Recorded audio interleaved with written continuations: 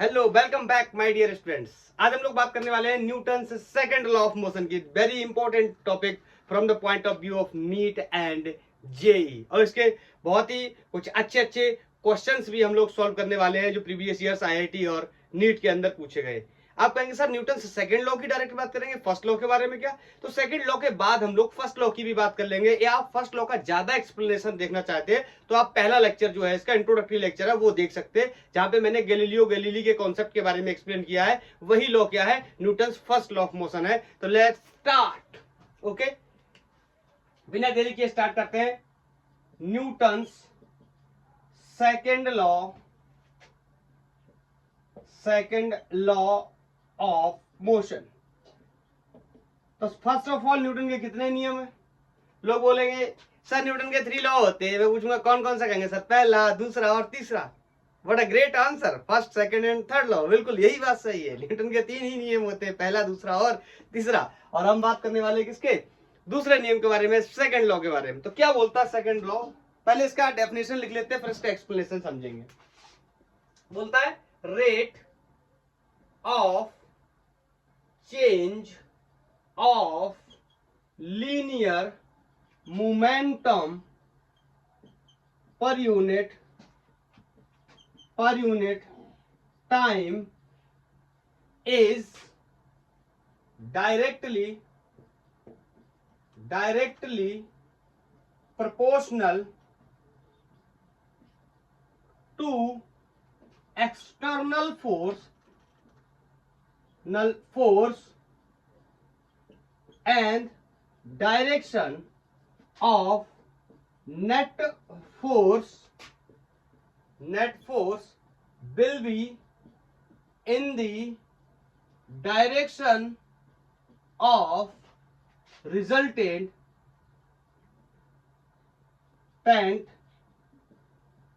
acceleration। मतलब very clear कि जो न्यूटन का सेकंड नियम बताता है कि किसी भी ऑब्जेक्ट पे लगने वाला फोर्स उसके मोमेंटम के रेट के चेंज के डायरेक्टली प्रोपोर्शनल होता है। क्या होता है मोमेंटम? आप प्रीवियस लेक्चर देख सकते हैं, मैंने वहां मोमेंटम के बारे में बताया, वरना यहाँ पे मैं थोड़ा बहुत बताने वाला हूँ, बस ज्यादा नहीं। मैं अपना कपड़ा ढूंढ रहा हूँ जिससे मैं बोर्ड साफ करता हूँ, वो कपड़ा मिसिंग मिल गया। ओके, क्लियर है? तो मैं इसको बताने चला, बोलो। और एवरीबॉडी नोस, हम लोग वेक्टर क्लियर कर चुके हैं। तो force is a vector quantity, तो उसका डायरेक्शन भी देखना पड़ेगा। दैट्स व्हाई मैंने लिखा है direction of net force will be in the direction of resultant acceleration या will be in the direction of net acceleration। जिधर net acceleration होगा उधर ही क्या होगा? net force होगा। इसको समझने की कोशिश करते हैं। जैसे मेरे पास एक ये कोई ऑब्जेक्ट है जिसका मास m है, और ये पहले इनिशियल u वेलोसिटी से चल रहा था, और उसके बाद ये m मास का ऑब्जेक्ट किसी b वेलोसिटी से चलने लगा। ठीक है, आपको मैंने पहले भी बताया हुआ है प्रीवियस लेक्चर में भी। अगर आप एक्सप्लेनेशन ज्यादा देखना चाहते हैं मोमेंटम का क्या होता है मोमेंटम, तो आप इंट्रोडक्टरी लेक्चर देख सकते हैं, और आप शॉर्ट में जितने से काम चल सकता है उतना मैं यहां बता रहा हूं। Mass and multiple product of the velocity is called momentum. और मैं यहाँ पे स्केलर में लिख रहा हूं तो P equal to M U. Vector में लिखता है तो यहाँ वेक्टर लगाता है U के ऊपर, और यहाँ P के ऊपर वेक्टर लगाता है। क्यों? आप प्रीवियस लेक्चर देख सकते हैं, अदरवाइज इतने में मेरा काम हो जाएगा। बोलो, तो ये हो गया इनिशियल मोमेंटम। अगर मैं फाइनल मोमेंटम की बात लिखना चाहूं, this is mass and multiple product of the velocity is called final momentum. और क्वेश्चन मुझसे कह रहा है, ये जो एक्सप्लेनेशन मुझसे कह रहा है कि rate of change of linear momentum, मतलब इसका क्या बनाना है? रेट बनाना है। किसका? चेंज का, रेट ऑफ चेंज। इसका मतलब मैं यहां पे एक्सप्लेन करने चला, rate of change of linear momentum is directly proportional to force. बोलो, तो रेट बनाया मैंने, चेंज बनाया, चेंज किसका? मोमेंटम का, उसका क्या बनाया? रेट। बोलो, तो क्या हो गया? Delta P upon delta T. ये क्या लिखा हुआ है? Rate of change of linear momentum. Clear है?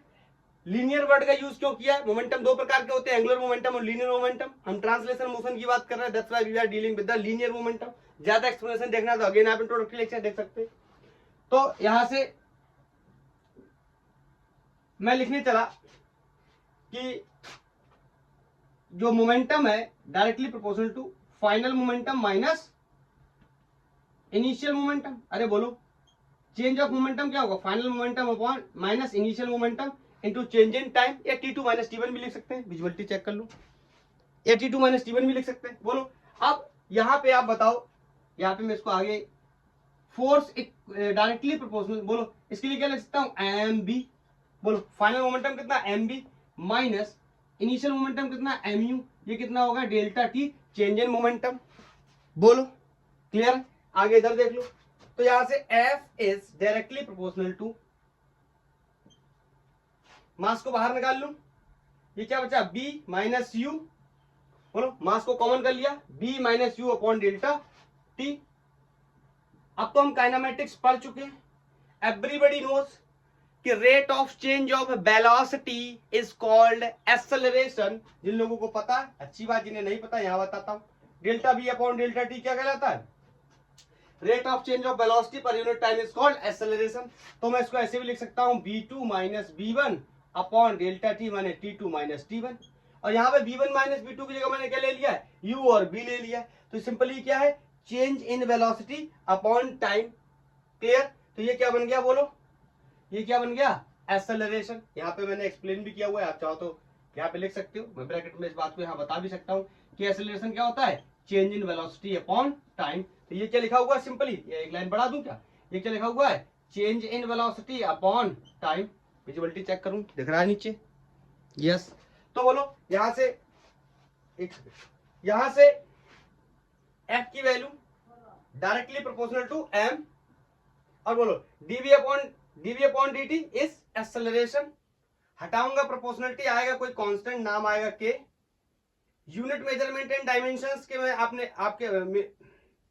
यूनिट मेजरमेंट एंड डायमेंशंस के मैं आपको मैंने बताया था कि जब भी प्रोपोर्शनलिटी हटाते हैं कोई ना कोई कांस्टेंट आता है, और कांस्टेंट कई टाइप के हो सकते हैं। एक ऐसे कांस्टेंट हो सकते हैं जो डायमेंशनल लेस कांस्टेंट है, मतलब उनकी वैल्यू भी कांस्टेंट है, उनके पास डायमेंशन भी नहीं है। कुछ कांस्टेंट ऐसे होते हैं जो डायमेंशनल कांस्टेंट होते हैं, मतलब उनके पास वैल्यू तो फिक्स होती है, मतलब होते तो कांस्टेंट लेकिन उनका डायमेंशन होता है। तो इसकी एक ही वैल्यू यहाँ पे हम आइजैक न्यूटन के हिसाब से 1 रख सकते हैं। और ये कैसा है, ये कैसा है, डायमेंशनल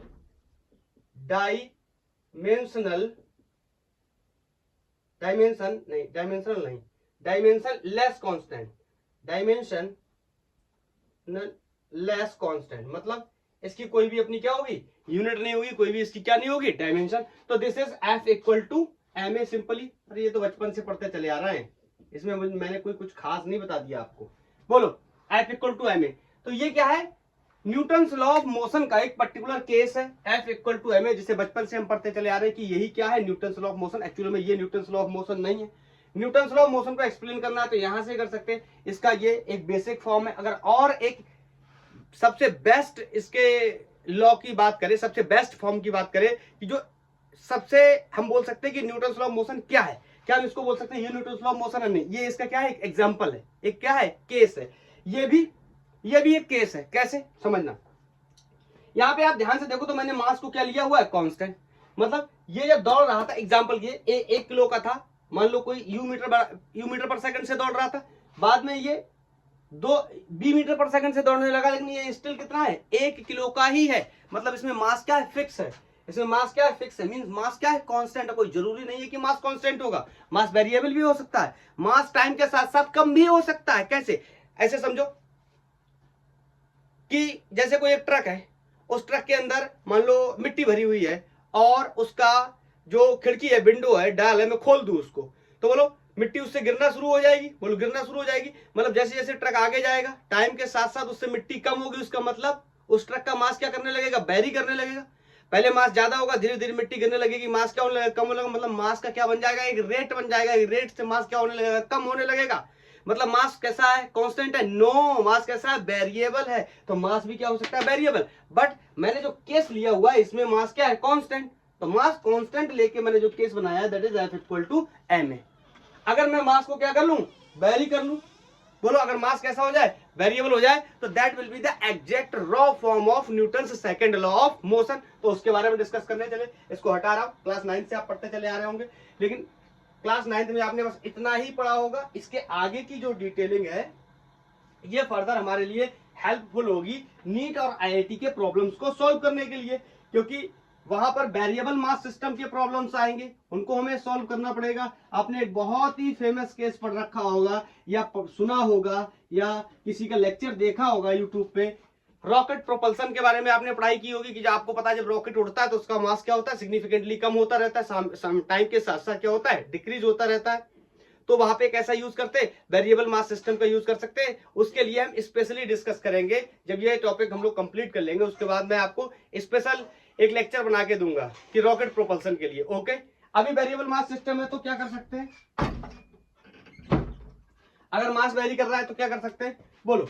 मैं आपसे बोलूं कि अभी अभी मैंने देखा कि मोमेंटम क्या होता है, P equal to M B, ये होता है मोमेंटम। और इसमें मैंने क्या किया था, मास को क्या किया था, कांस्टेंट किया था, याद आया, मास को क्या किया था, कांस्टेंट। लेकिन अब मैं इसका एक जनरल रिलेशन बनाता हूं, ध्यान से सुनना। मैं इसको करने चला differentiation with respect to time. अगर जिन लोगों को नहीं पता तो उनको एक बार मैं बता देता हूं कि लेट्स से कि a equal to B C है, मतलब ये दो फंक्शन है मल्टीप्लाई में, तो इनको कैसे डिफरेंशिएट करते हैं, जिनको पता है अच्छी बात है, जिनको नहीं पता एक बार मैं बता देता हूं।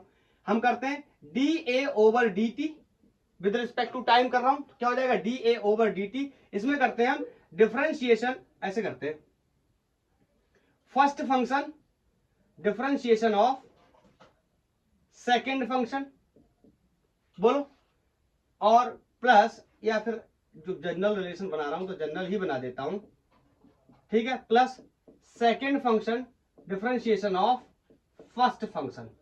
क्लियर है, ये जनरल क्या है, जनरल क्या है, जनरल क्या है, डिफरेंशिएशन है दो फंक्शंस का जो किसमें, मल्टीप्लाई में। तो यहां से ऐसे लिख सकता हूं कि D A upon D T will be equal to, बोलो फर्स्ट फंक्शन कौन है, बी, डिफरेंशिएशन ऑफ सेकंड मतलब D C upon D T, plus second function कौन है, सी, डिफरेंशिएशन ऑफ फर्स्ट कौन है, D B upon D T. क्या ये बात क्लियर है, क्या ये बात क्लियर है, क्या ये बात क्लियर है, इसमें किसी को कोई डाउट तो नहीं, बोलो, इसमें किसी को कोई डाउट तो नहीं। तो बस मैं यहीं पे यहाँ पे यूज करने चला तो बोलो क्या हो जाएगा, D P upon D T.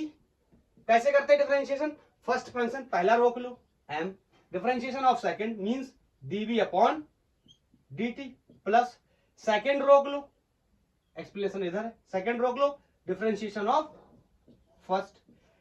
तो ये आपको पता है। और अभी अभी मैं पढ़ के आया हूं कि rate of change of momentum is directly proportional to the external force, अभी अभी पढ़ के आया हूं।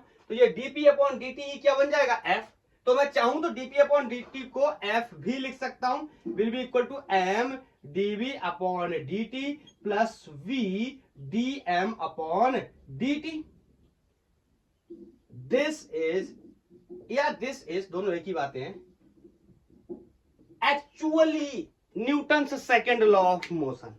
आप कहोगे सर कैसे, देखो इसमें सब कुछ पॉसिबिलिटी है, यहां पे मास भी वेरिएबल है, वेलोसिटी भी वेरिएबल है।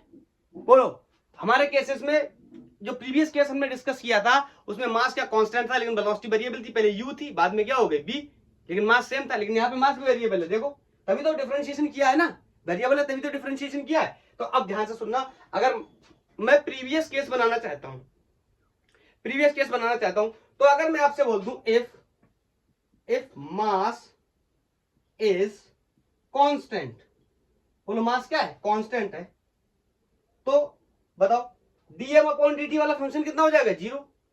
क्योंकि ये बात आपको पता है कि कांस्टेंट फंक्शंस का जो डिफरेंशिएशन होता है वो कितना होता है, जीरो। ये बात सबको पता होनी चाहिए, हम लोग पूरा काइनेमेटिक्स पढ़ के आ गए, तमाम डिफरेंशिएशन में करके आ गया हूं, और आपको नहीं पता तो आप याद कर लो ये बात कि कांस्टेंट का डिफरेंशिएशन क्या होता है, जीरो। इंटीग्रेशन का नहीं बोल रहा हूं, डिफरेंशिएशन बोल रहा हूं। कांस्टेंट का डिफरेंशिएशन क्या होता है, जीरो। तो बताओ ये वाला फंक्शन क्या हो जाएगा, जीरो। तो ये जीरो हो गया तो इससे मल्टीप्लाई करूंगा, ये भी क्या हो जाएगा, जीरो। इसका मतलब f equal to M dv upon dt और f इक्वल टू m, और ये आपको पता है dv अपॉन dt क्या लिखा है, a। अब कोई मुझसे नहीं पूछेगा ये dv अपॉन dt क्या लिखा है, a। आपको पता है, ये आपको पता है कि मैंने आपको एक्सेलरेशन दो प्रकार के बताए थे। अब कितना एक्सप्लेन करूं, मुझे ये यहाँ पे आके थोड़ी सी प्रॉब्लम ये होती है कि आपने पीछे कितना पढ़ा हुआ है और कितना नहीं पढ़ा हुआ है। यहाँ पे आके मुझे थोड़ी सी प्रॉब्लम होने लगती है कि मैं आपको क्या क्या बताऊं, क्या छोड़ दूं। अगर आप मेरे को सजेस्ट करना चाहे तो कर सकते हैं, इसीलिए मैं आपसे सजेशन पूछता हूँ। बोलो एक्सेलरेशन दो प्रकार के थे, एक एवरेज एक्सेलरेशन और एक इंस्टेंटेनियस एक्सेलरेशन। मैंने आपको एक्सप्लेन किया हुआ है काइनेमेटिक्स के अंदर, आप जाके लेक्चर देख सकते हैं। तो एवरेज एक्सेलरेशन का मतलब simply change in velocity upon change in time. यहाँ पे क्या होता था, इंस्टेंटेनियस एक्सेलरेशन में ये जो चेंज है ना, ये बहुत ही छोटा हो जाता था। इसका मतलब differential change in velocity and differential change in time when delta T क्या करता था, टेंड करता था जीरो की तरफ। क्या जीरो होता था? नहीं, एक्चुअल में जीरो नहीं होता था, लेकिन जीरो होने की कगार पे होता था। ये टेंड टू का साइन होता। आई थिंक मुझे ज्यादा एक्सप्लेन नहीं करना चाहिए, वरना मेरा टॉपिक हाथ से निकल जाएगा, मेरा लेक्चर बहुत लंबा हो जाएगा। तो क्लियर है? देखो ये बन गया F equal to M A. यही तो अभी हमने पढ़ा था, एक स्पेशल केस। बोलो बोलो बोलो, और ध्यान से सुनना। अब मैं ये इसको हटा रहा हूं, ठीक है? ये तो आप समझ चुके होंगे, नोट कर लो, नोट कर लो, 1 2 3 नोट, ठीक है? अब अगर मैं आपसे बोल दूं कि लेट्स से मास कैसा है, वेरिएबल है, लेकिन फर्स्ट केस हो गया इसका। इसका सेकंड केस अगर मैं बोल दूं v क्या है, कांस्टेंट, मतलब वेलोसिटी क्या है, कांस्टेंट। तो बोलो वेलोसिटी अगर कांस्टेंट है तो ये वाला फंक्शन क्या हो जाएगा, जीरो। एक बार लिख के कर देता हूं, ताकि जो लोग, ये dB अपॉन dt वाला फंक्शन क्या हो जाएगा, जीरो, क्योंकि कांस्टेंट का डिफरेंशिएशन कितना होता है, जीरो। तो यहां से क्या बन गया, F equal to v dm upon dt। क्या ये भी न्यूटन लॉ ऑफ मोशन है? ऑफ कोर्स ये भी न्यूटन लॉ ऑफ मोशन है, लेकिन ये एक क्या है, स्पेसिफिक केस है, एक स्पेशल केस है कि वेलोसिटी क्या है, वेलोसिटी क्या है, कांस्टेंट, और मास क्या कर रहा है, चेंज हो रहा है। जो मैंने ट्रक वाली बात बोली थी, एग्जैक्टली यही बात है। एग्जांपल के लिए मैंने ट्रक की स्पीड सेट कर दी 60 किलोमीटर पर आवर, 60 किलोमीटर प्रति घंटा से मैं ट्रक चला रहा हूं, और ट्रक के अंदर मिट्टी भरी हुई है, डंपर बोलते हैं हमारे इधर, आपके यहाँ पता नहीं क्या बोलते हैं। उस ट्रक के अंदर मिट्टी भरी हुई है, और उसका विंडो खुल जाता है, तो मिट्टी क्या होगी, गिरती रहेगी, गिरती रहेगी, गिरती रहेगी, लेकिन ट्रक की स्पीड क्या है, फिक्स, या वेलोसिटी क्या है, फिक्स। और मास क्या हो रहा है, लगातार कम हो रहा है, लगातार कम हो रहा है। This is also equal to the force, special case. जिससे अब आपको पता था प्रॉब्लम क्या है, आपने बचपन से ये पढ़ रखा है, याद कर रखा है, रट रखा है कि F equal to M A क्या होता है, न्यूटन लॉ ऑफ मोशन होता है, या न्यूटन से सेकंड लॉ ऑफ मोशन होता है। एक्चुअल में सेकंड लॉ ऑफ मोशन ये है, लेकिन उसका ये स्पेसिफिक केस है जब मास क्या है, कांस्टेंट है। क्लियर? वेलोसिटी क्या है, वेरिएबल है। आज तक हम बचपन से यही पढ़ते चले आए। पहली बार ऐसा हुआ है 17-18 सालों में कि मास क्या होने लगा, वेरिएबल होने लगा। सर जब मैं 9th में था, मेरा ट्रक चलता था, मास, ट्रक की वेलोसिटी बस बदलती थी। तो वही तो मैं बोल रहा हूँ, ट्रक की वेलोसिटी से बदलती थी तो ऐसा होता था, लेकिन अभी क्या होने लगा, ट्रक की वेलोसिटी नहीं बदल रही, ट्रक का मास बदलने लगा, रॉकेट प्रोपल्शन जैसी चीजें भी आएंगी। बोलो क्लियर? अब ध्यान से सुनना इनके बारे में।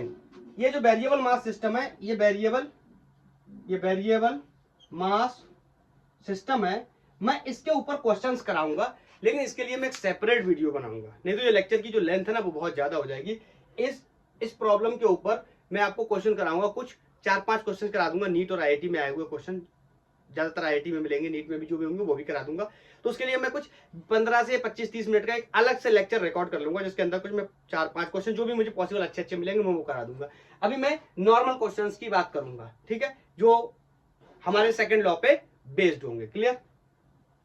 हाँ सर, आपने कहा था कि फर्स्ट लॉ भी पढ़ाऊंगा सेकंड लॉ की हेल्प से, तो ओके, देख लेता हूं, इसको साफ करता हूं। नोट कर लो, नोट कर लो, नोट कर लो, नोट कर लो, नोटेड। बोल भाई नोटेड, बोल भाई नोटेड। अरे बोलो, मजा आ रहा है, समझ आ रहा है? ये दो फंक्शंस का डिफरेंशिएशन कैसे होता है ये भी मैंने आपको बता दिया। अगर पता तो अच्छी बात, नहीं पता तो आज के बाद आप इस बात को क्या करेंगे, याद रखेंगे मेरे अच्छे बच्चे की तरह। F equal to M A, ये केस आ गया।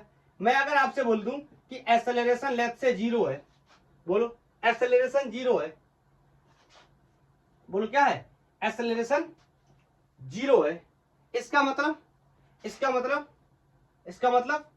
आप कह सकते हो क्या कि फोर्स क्या है, 0 है। बोलो बोलो बोलो बोलो बोलो बोलो बोलो, दोनों बातें एक ही है। एक्सेलरेशन 0 है तो आपको पता है फोर्स भी 0 होगा। मैं इस बात से एक बात आपको बताना चाहता हूं, अभी मैंने पढ़ा था कि change in velocity upon change in time will be equal to the acceleration, और एक्सेलरेशन क्या हो गया, 0। इसका मतलब चेंज इन वेलोसिटी कितनी हो गई, 0। टी ऑफ कोर्स इधर जाके 0 हो जाएगा। चेंज इन वेलोसिटी कितनी हो गई, 0, मतलब चेंज इन वेलोसिटी का मतलब फाइनल वेलोसिटी। फिर से भाई, ये कोई m मास का ऑब्जेक्ट है, ये u वेलोसिटी से चल रहा था पहले, फिर ये m मास का ऑब्जेक्ट बाद में कितनी वेलोसिटी से चलने लगा, b वेलोसिटी से चलने लगा। तो बोलो इसका final velocity minus initial velocity बराबर कितना हो जाएगा, 0। इसका मतलब फाइनल वेलोसिटी ही किसके बराबर हो जाएगा, इनिशियल। ये तो स्केलर में लिखा है, बोलो ये मैग्नीट्यूड लिखे। अगर मैं वेक्टर में लिखना चाहूं तो v final will be v initial, और इन पे मैं क्या लगा दूं, वेक्टर। सर ये कैसे हो गया न्यूटन का पहला नियम? यही हो गया न्यूटन का पहला नियम, ध्यान से रखो। न्यूटन ने बताया था कि first law is also called inertia law. अगर आपको याद हो, अगर आपको पता हो, फर्स्ट लॉ को या इनर्शिया लॉ भी बोलते हो। इनर्शिया का लॉ क्या होता है? गैलीलियो गैलीली ने जो एक्सप्लेन किया था, मैंने प्रीवियस लेक्चर में बहुत लंबा एक्सप्लेनेशन दिया है, वो तो मैं आपके यहाँ पे बता नहीं रहा। लेकिन हाँ, जो न्यूटन फर्स्ट लॉ है, बोलो फर्स्ट लॉ क्या कहता है? इसकी डेफिनेशन यहाँ लिख दें फर्स्ट लॉ की। बोलो बोलो बोलो बोलो बोलो फर्स्ट लॉ। फर्स्ट लॉ क्या कहता है? फर्स्ट लॉ कहता है कि जब तक कोई एक्सटर्नल फोर्स नहीं लगता किसी ऑब्जेक्ट पे, तब तक हम उसका स्टेट चेंज नहीं कर सकते। इसका मतलब अगर कोई स्टेट ऑफ रेस्ट में है तो रेस्ट में ही रहेगा, और स्टेट ऑफ यूनिफॉर्म मोशन में, इंपॉर्टेंटली यूनिफॉर्म मोशन, क्यों क्यों क्यों? क्योंकि एक्सेलरेशन जीरो है, इट मींस फोर्स क्या है? जीरो है। अगर फोर्स जीरो है, एक्सेलरेशन जीरो है, वेलोसिटी सेम है, तो ऐसा मोशन क्या कहलाता है? Uniform motion. तो बोलो, अभी तो हम बोलते हैं अगर कोई चलता है तो चलता ही रहेगा इन स्ट्रेट लाइन, अगर कोई रुका है तो रुका रहेगा। यही तो एक्सप्लेनेशन है। तो उसको हम बोल सकते हैं if a body is in state of rest, it will keep in state of rest, comma, if a body is in motion, या मोशन को अच्छे से लिखे तो uniform motion, it will keep in uniform motion until an external force is not exerted on that body, बोलो यही तो लिखा है ना कि अगर किसी पे आपने फोर्स नहीं लगाया तो वो कांस्टेंट वेलोसिटी के साथ स्ट्रेट लाइन में ही मोशन करता रहेगा। आप कहोगे सर स्ट्रेट लाइन में क्यों करेगा? क्योंकि उसका डायरेक्शन चेंज नहीं होगा। डायरेक्शन चेंज नहीं होगा भैया, एक्सेलरेशन एक वेक्टर क्वांटिटी होती है। अगर डायरेक्शन चेंज हो गया, सर फिर से बता दो, ये वेलोसिटी में दो चीजें होती है, डायरेक्शन और मैग्नीट्यूड, ठीक है। और आपको पता है एक्सेलरेशन क्या होता है? Rate of change of velocity upon rate of velocity पर यूनिट टाइम। क्लियर? अगर वेलोसिटी चेंज हो गई किसी ऑब्जेक्ट की, कैसे चेंज हो सकती है वेलोसिटी? या तो उसका डायरेक्शन चेंज हो सकता है, या उसका क्या चेंज हो सकता है? मैग्नीट्यूड। तो मैग्नीट्यूड तो लेट्स से मैंने फिक्स कर लिया, लेकिन मुझे डायरेक्शन भी फिक्स करना पड़ेगा, क्योंकि अगर डायरेक्शन चेंज माने डायरेक्शन चेंज हो गया तो वेलोसिटी क्या हो जाएगी? चेंज। और वेलोसिटी अगर चेंज होगी तो कौन पैदा हो जाएगा? एक्सेलरेशन। और अगर पैदा हो गया एक्सेलरेशन तो पैदा हो जाएगा कौन? फोर्स। इसीलिए पैदा नहीं होने देना है acceleration for the first law. पैदा नहीं होने देना है एक्सेलरेशन, इसका मतलब नहीं लगना चाहिए कोई फोर्स। और जब तक नहीं लगेगा कोई फोर्स, तब तक जो ऑब्जेक्ट जिस स्टेट में पड़ा है उसी स्टेट में पड़ा रहेगा। अगर वो रेस्ट में है तो रेस्ट में ही पड़ा रहेगा। अगर वो मोशन कर रहा है, और मोशन कैसा होगा? ऑलवेज यूनिफॉर्म मोशन होगा, इन स्ट्रेट लाइन होगा। आप कहोगे स्ट्रेट लाइन बार बार बोल रहे हो, हाँ क्योंकि डायरेक्शन चेंज नहीं। बोलो ये ऐसे चल रहा है और इसका डायरेक्शन चेंज होने का मतलब कोई ना कोई आ गया, क्या? फोर्स। और फोर्स ही तो नहीं लाना, यही तो इंपॉर्टेंट है कि फोर्स जब तक नहीं आएगा तब तक उसके ना तो स्टेट चेंज होंगे, मोशन में है तो यूनिफॉर्म मोशन में ही रहेगा, रेस्ट है में है तो रेस्ट में ही रहेगा। बोलो यही तो मैं एक्सप्लेन करना चाह रहा था। आई थिंक आप समझ गए होंगे कि हमने कैसे ड्राइव कर लिया first law in the help with the help of second law. इसीलिए सेकंड लॉ को ही सबसे इंपॉर्टेंट लॉ माना जाता है। क्लियर? ये क्लियर है? ये क्लियर है? इसको हटाऊं क्या? अब यूनिट और डायमेंशंस की बात कर लेते हैं। बोलो बोलो बोलो बोलो, हटाऊं? समझ गए? और अगर आप ये फर्स्ट लॉ का ज्यादा एक्सप्लेनेशन देखना चाहते हैं, या इसी को हम बोलते हैं लॉ ऑफ इनर्शिया भी बोलते हैं। इनर्शिया की प्रॉपर्टी क्या कहती है? आप प्रीवियस लेक्चर देख लो, वहां पे आपको पता चल जाएगा, वरना ये लेक्चर अब इंट्रोडक्टरी तो रहा नहीं, इसमें हम लोग फोकस कर रहे हैं नीट IIT के कॉन्सेप्ट्स पे। तो उसकी तरफ आगे बढ़ रहे हैं धीरे धीरे। बोलो अगर यूनिट की बात करें तो बोलो यूनिट कैसे निकालेंगे। बोलो यूनिट देखें तो मास का क्या होता है केजी, और एक्सेलरेशन का क्या होता है मीटर पर सेकंड स्क्वायर। जिनको नहीं पता एक्सेलरेशन का यूनिट उन्हें एक बार बता देता हूँ, ए इक्वल टू क्या होता है डीबी अपॉन dt।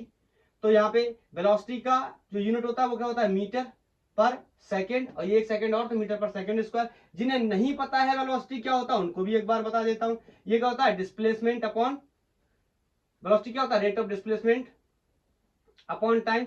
तो डिस्प्लेसमेंट को मीटर्स में नापते हैं, टाइम को सेकंड्स में नापते हैं, तो वेलोसिटी का यूनिट क्या हो गया मीटर पर सेकंड। यही तो मैंने रखा मीटर पर सेकंड, और एक सेकंड यहाँ मौजूद है तो क्या हो गया सेकंड स्क्वायर। तो एक्सेलरेशन का यूनिट क्या हो गया मीटर पर सेकंड स्क्वायर। पूरा एक्सप्लेनेशन मैंने आपको दिया, जैसे आप समझो वैसे समझ लो। हाँ ये क्या है, ये क्या है। अब ये एक्सप्लेनेशन को मैं हटाता हूं, आप नोट करना तो नोट कर लो। Okay noted noted noted okay noted. तो इसके ब्रैकेट में लिख दे रहा हूं ये ड्राइव्ड यूनिट है, ये ड्राइव्ड यूनिट है।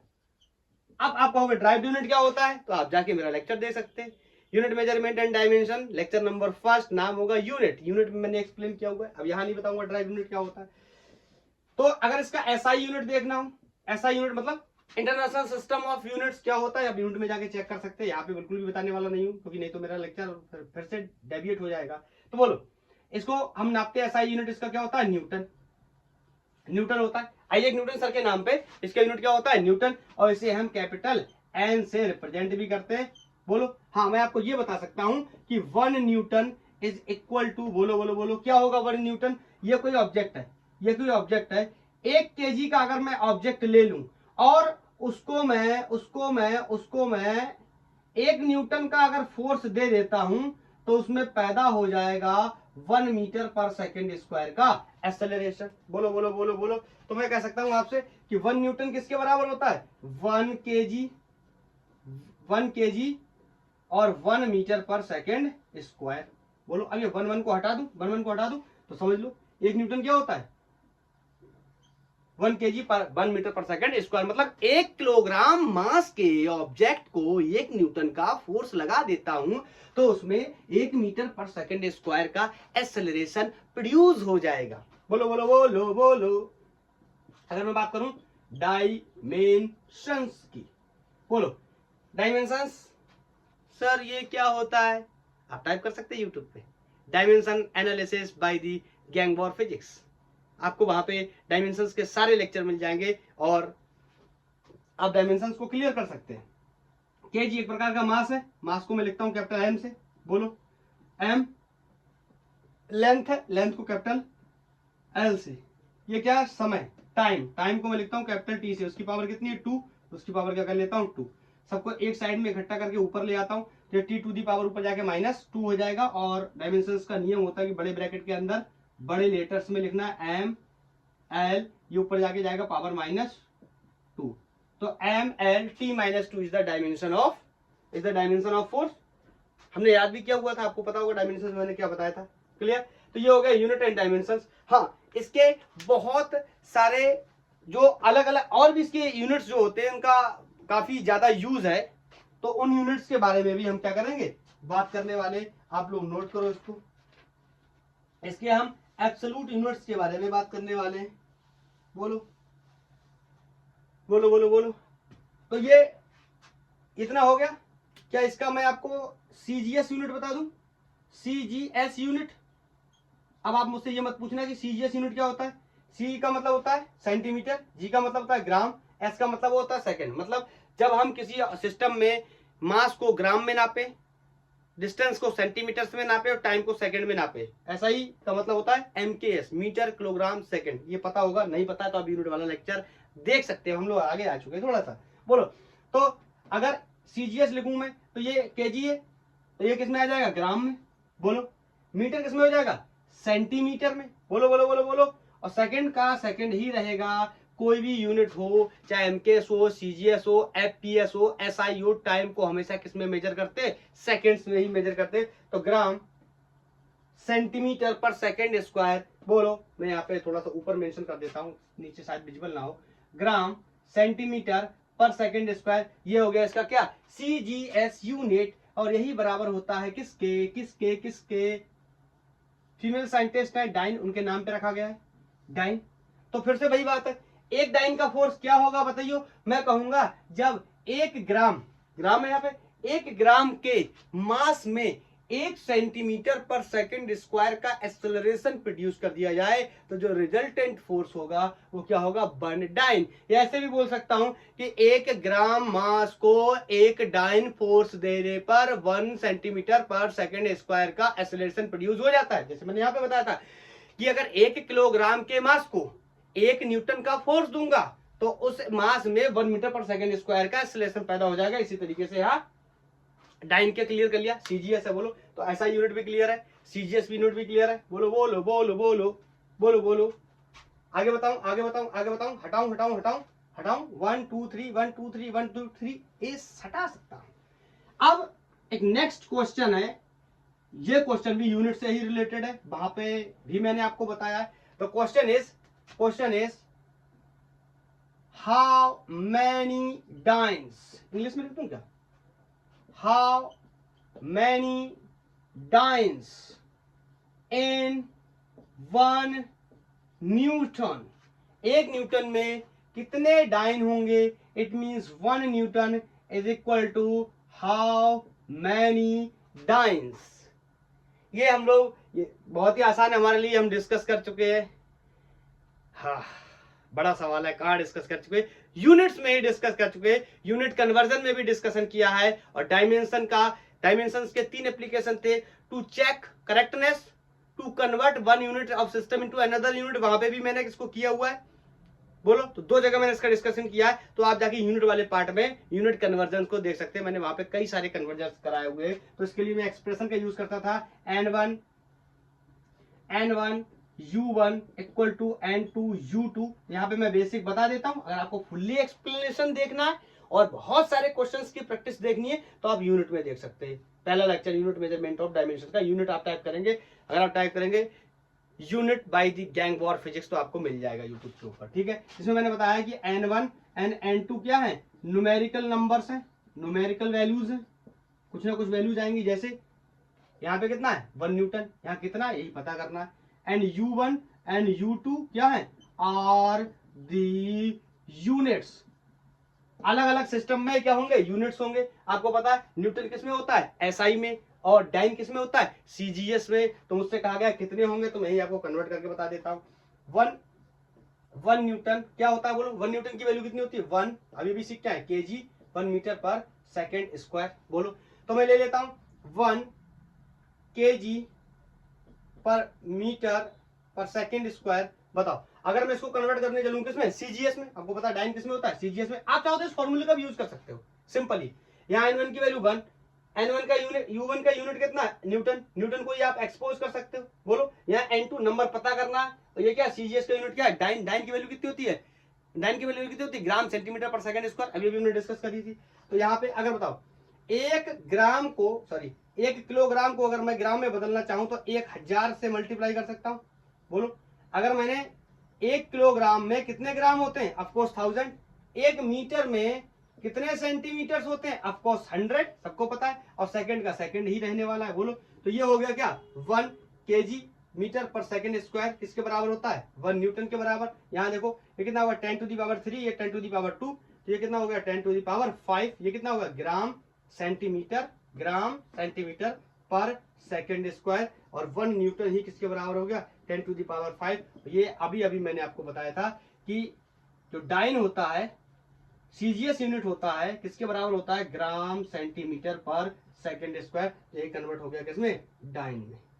इसका मतलब 1 newton will be equal to the 10 to the power 5 dyne. ये बेसिक प्रॉब्लम्स है यूनिट कन्वर्जन का। यूनिट कन्वर्जन में भी मैंने इसको कराया हुआ है, ये भी कराया हुआ है मैंने कि 1 जूल में कितने अर्ग होते हैं, अब जाके चेक कर सकते हैं। और भी कई सारे प्रॉब्लम्स कराए हुए हैं मैंने कि यूनिवर्सल ग्रेविटेशनल कांस्टेंट की value 6.67 into 10 to the power -11 होती है एसआई में, तो सीजीएस में भी कितनी होगी।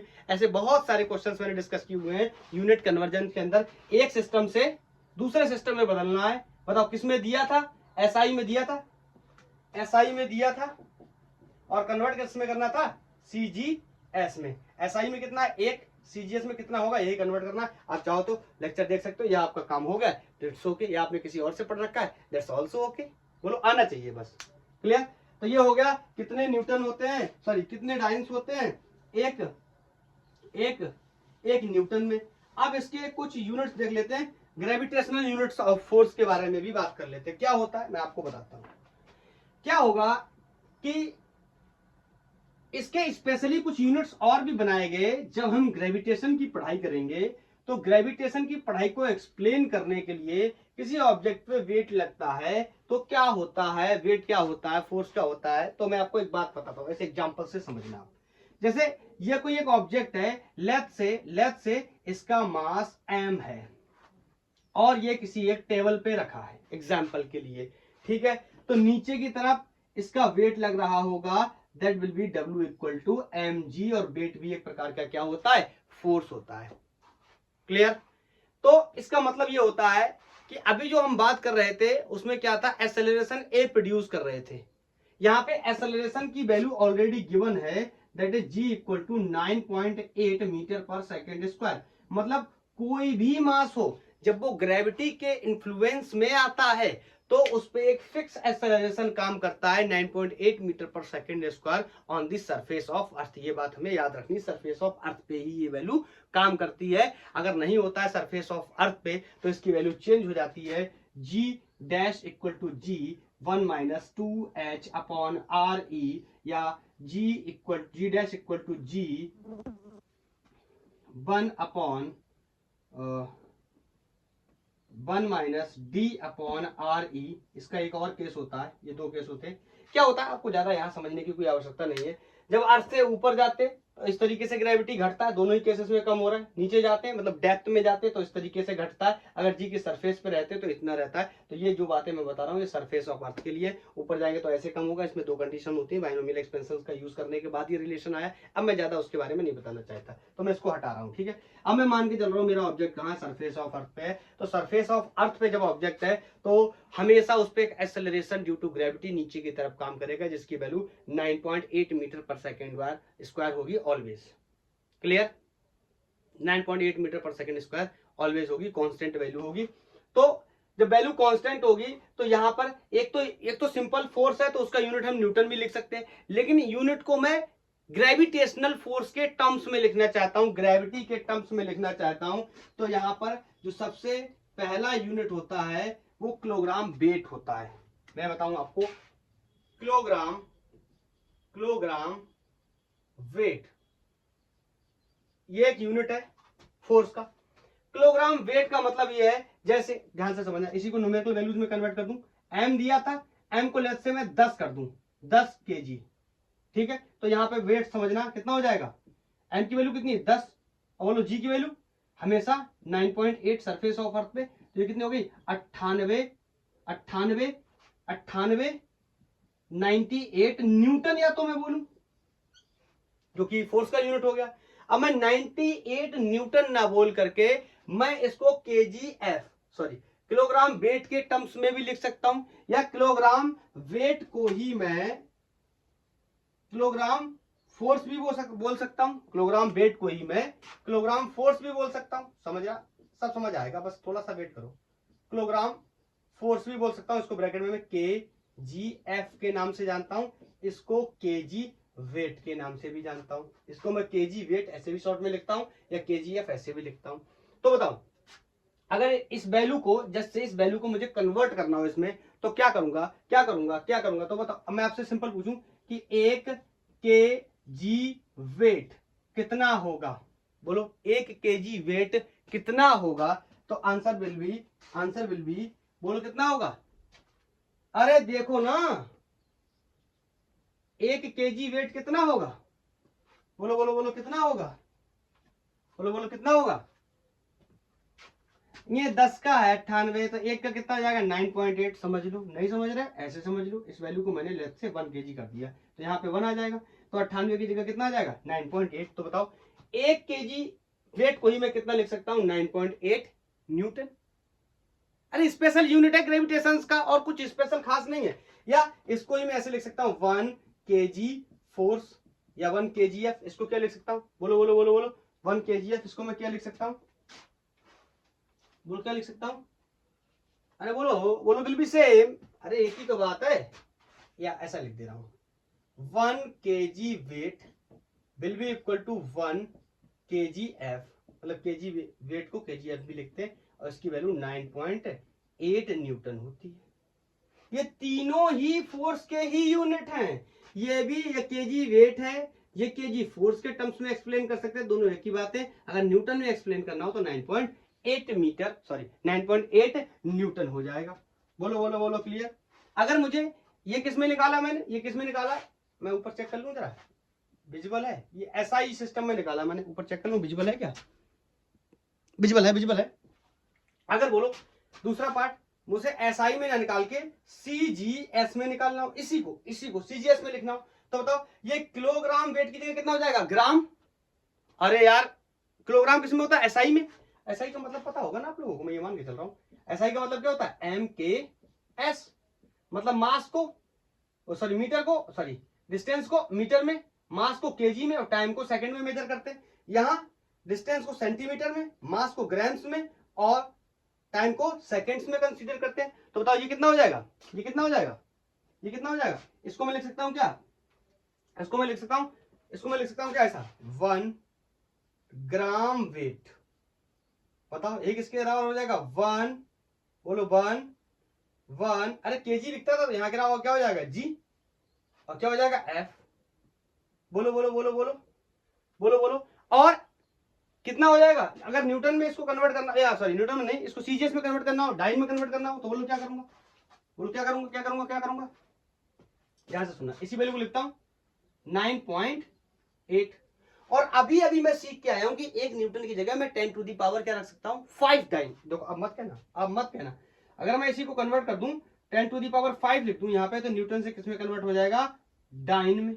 बोलो, किसी को कोई डाउट नहीं होना चाहिए। तब मैं इसको सॉल्व आउट कर दूं तो ये हो जाएगा 1 gram weight will be equal to 1 GF will be equal to, बोलो इसका पॉइंट जाएगा तो 10 टू दी पावर 4 बचेगा, और उसके बाद में अगर मैं इसको ले जाऊंगा तो 9800, बोलो बोलो, और ये किसमें कन्वर्ट हो गया? डाइन में। बोलो बोलो बोलो बोलो बोलो बोलो बोलो बोलो बोलो। एक करोड़ हो गई कुछ, 5 4 1 2 3 980 आएगा, 9800 नहीं, 980। क्लियर है? हाँ, कैसे? ये यहाँ पे ग्राम को भी तो चेंज करना था, ये केजी को ग्राम में कन्वर्ट करना था, तो यहाँ पर भी तो डिवाइड करना पड़ेगा ना, यहाँ पर भी तो डिवाइड करना पड़ेगा। कितना? 1000 का डिवाइड करना पड़ेगा, तो 1000 की से 3 पावर मर जाएंगे। बोलो 3 पावर सॉरी 2 पावर मर जाएंगे, तो यहाँ कितना हो जाएगा? 3 तो मल्टीप्लाई हो जाएगा, तो यहाँ कितना हो जाएगा? ये हट जाएगा, इसके बाद एक जीरो और लग जाएगा, लग गया। अरे यहाँ 1000 से भाग करूंगा, 1000 से भाग करूंगा, मतलब 10 टू दी पावर 3 से भाग करूंगा, तो इससे मरेगा, कितना बचेगा? 10 टू दी पावर 2, तो एक पॉइंट हट जाएगा, तभी तो 980 हो गया। ये बहुत भाई बेसिक मैथमेटिक्स है, इसमें मत पूछना। हाँ, इसमें इंटरेस्टिंग बात क्या है? इसमें इंटरेस्टिंग बात यह है कि एक जीएफ, एक गर्लफ्रेंड कितने डाइन के बराबर होती है? 980 डाइन। ये क्या बोल रहे, ये क्या बोल रहे हो सर? एक गर्लफ्रेंड, देखो ना मैंने थोड़ी लिखा, ये ग्रेविटेशनल यूनिट ऑफ फोर्स है, मैंने लिखा ये क्या है? जीएफ, एक गर्लफ्रेंड। नहीं सर, ये गर्लफ्रेंड नहीं है, ये ग्राम फोर्स है, मैं तो अपने वाली से बहुत प्यार करता हूँ, आप ऐसी बातें मत करो उसके बारे में। ये तो क्या है? ये तो ग्राम फोर्स है, आप गर्लफ्रेंड क्यों पढ़ रहे हो? कोई बात नहीं मेरे बच्चे, अगर तुम्हें याद रहता है ये ग्राम फोर्स है तो ठीक है, वरना निजी जीवन में भी समझ सकते हो कि एक गर्लफ्रेंड 980 किसके? डाइन्स के बराबर होती है। ये मैं नहीं कह रहा हूं, ग्रेविटेशनल यूनिट ऑफ फोर्स बता रहा है। क्लियर? तो एक जीएफ विल बी 980 डाइन, या 1 ग्राम वेट किसके बराबर होगा? 980 डाइन के बराबर होगा। और एक गर्लफ्रेंड कितने डाइन के बराबर होती है? 980। तो कितना खून चूस सकती है? ओह पता नहीं, ये तो फिजिक्स के कैलकुलेशन से भी बाहर हो रहा है। बोलो बोलो बोलो। क्लियर? तो it is all about the Newton's second law of motion. अब मैं सोच रहा हूं कि इसका मुझे कुछ इसमें क्वेश्चंस भी सॉल्व करने हैं, तो मैं वीडियो का एक बार लेंथ लेक्चर का चेक कर लेता हूं, और फिर मैं देखता हूं कि क्या मैं लेक्चर के लेंथ को इसी के साथ अलाइन कर दूं। मतलब अगर ये अप्रोक्स 1 घंटे का हो गया होगा तब तो बंद करना पड़ेगा, नहीं तो मैं क्वेश्चंस कराऊंगा तो ये 2 घंटे का हो जाएगा, तो फिर अच्छा नहीं लगेगा एक ही लेक्चर 2-2 घंटे का। ठीक है, तो फिर मैं जो वेरिएबल मास सिस्टम की बात कर रहा था वो अलग से ना बना के मैं इसी में बना दूंगा, क्योंकि लगभग 10-11 सवाल के आसपास हमें करने हैं। 10-11 सवाल को करने के लिए अप्रॉक्स 1 घंटा 10 मिनट के आसपास तो लगने ही वाले हैं। तो मैं चेक कर लूँ एक बार मैं चेक कर लूँ, और ये जो है लगभग 44 मिनट्स का लेक्चर हो चुका है। बोलो तो क्या करना चाहिए मुझे, क्या करना चाहिए? क्या मुझे यहीं पे बंद कर देना चाहिए या मुझे कुछ क्वेश्चंस भी इसी में कैरी कर लेने चाहिए? 45 मिनट का हुआ है, 15 मिनट इसमें बकाया है और 15 मिनट और 30 मिनट में लगभग हो जाएंगे। अच्छा ऐसा करता हूँ, थैंक यू, धन्यवाद। बोलो पढ़ाई करते रहिए, ऑल द वेरी बेस्ट। इसको यहीं पे बंद करता हूँ, नेक्स्ट लेक्चर रिकॉर्ड करता हूँ क्वेश्चंस के लिए। क्लियर है? अगर आपको कोई सजेशन है तो आप मुझे बता सकते हैं। आप बिल्कुल भी टेंशन लेने की कोई जरूरत नहीं है। आप मत समझना कि सर वो पुली नहीं आ रही है, सर वो रस्सियों से बंधा हुआ ब्लॉक नहीं आ रहा है, उसके क्वेश्चंस कब होंगे? सब होंगे, बट 0 to मैक्सिमम वैल्यू। पहले हम लोग बेसिक को पूरा कवर करके जाएंगे। ये तो हम न्यूटन लॉ में घुस चुके हैं, इसमें मैं आपको इसी में कुछ आईआईटी के क्वेश्चंस भी करवाऊंगा। कोई जरूरी नहीं है कि हर बार वो पुली वाला क्वेश्चन या ब्लॉक वाला क्वेश्चन ही पेपर में आता है, और टाइप के क्वेश्चंस भी आते हैं, उनके बारे में भी हमें डिस्कस करना चाहिए। ठीक है, तो मैं नेक्स्ट सेक्शन रिकॉर्ड करने जा रहा हूँ इमीडिएटली, जस्ट तुरंत अभी रिकॉर्ड करता हूँ नेक्स्ट। ठीक है, इसको मैं क्लोज करता हूँ। थैंक यू, धन्यवाद। अगर आपका कोई सजेशन है तो आप बता सकते हैं।